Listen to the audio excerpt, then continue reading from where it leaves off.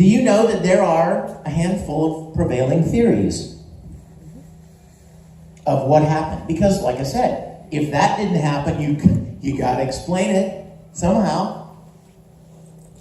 Over 500 witnesses were involved in that event. So you gotta explain it somehow.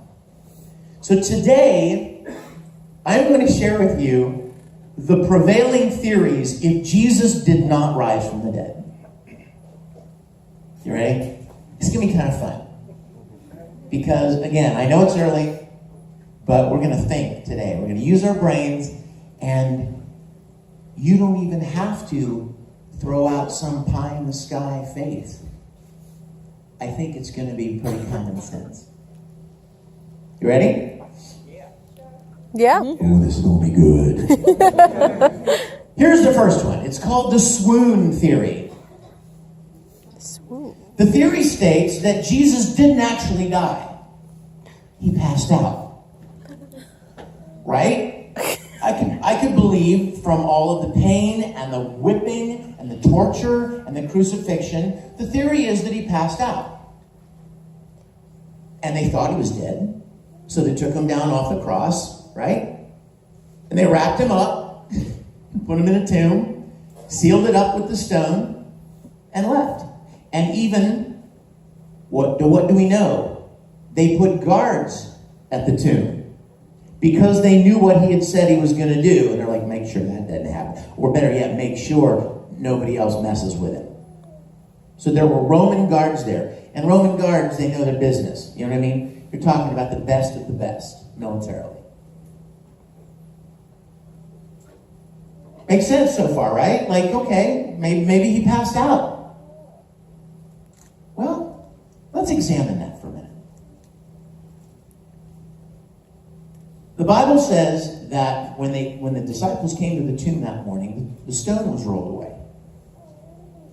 So in order for the swoon theory to make sense, you must also believe that this beaten, torn apart, weak,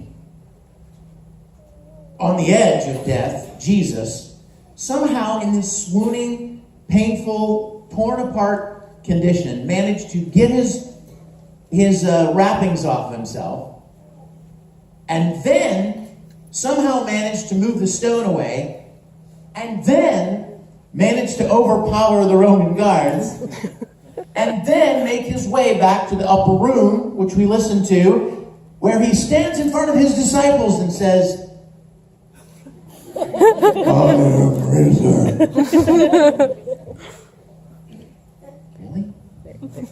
Seems a bit far-fetched, doesn't it? That would be okay. No way. Do you know about the stones that they put in front of tombs?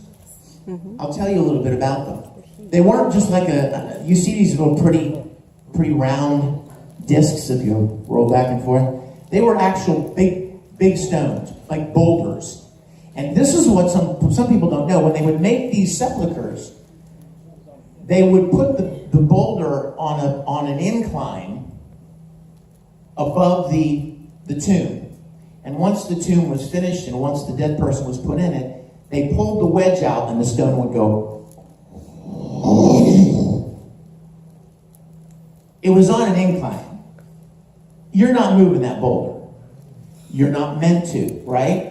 When you seal your loved one up, it's to be sealed.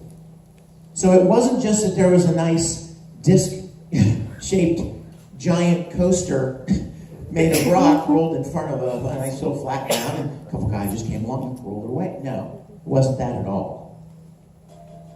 The swoon theory doesn't make much sense when you consider all of the facts after. How would Jesus ever convince anybody that he rose from the dead? The glory of God, risen from the grave, standing there looking like he got hit by a Peterbilt. Makes no sense, does it? The next theory is the hallucination theory.